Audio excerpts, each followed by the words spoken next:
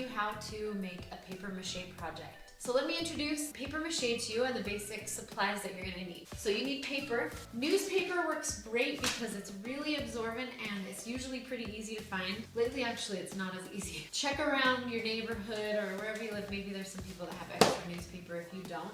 You can also use notebook paper, old notebooks that have math homework that you don't want to keep anymore. Just rip out the pages and tear them into strips. I would experiment with it and see what works the best. Thinner paper is really absorbent, so it seems to work the best. Make your paper into strips. The paste that I make is just made out of flour and water. If you're worried about mold, as long as you let your projects dry completely, you're not gonna have a problem with mold. Mold exists when there's water, so if it's completely dry, you don't really have to worry about that. I live in a really dry climate, so I'm not sure how it would work in somewhere where it's really humid. Maybe add a little bit of salt to your paste, and you're just gonna mix flour with water until it's the consistency of pancake batter. You can kind of mix it to how you like. You can mix it with a whisk. I usually just mix it in a bowl. Mix it with a whisk, mix it with a spoon. Some people use handheld mixers. When I taught this in school, we just used forks. I like to use tape for these ears. Underneath the newspaper, I've taped pieces of cardboard under there, so I like to use tape,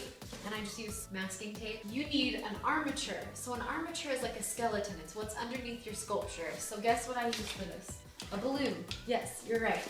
For the bowl one, you just need a bowl, any object, and you cover it with plastic. A plastic bag you get from the grocery store or a garbage bag. I like to use balloons as armatures a lot, but I also will use newspaper as an armature, and I'll just tape it together into a shape. So here are the things that you need.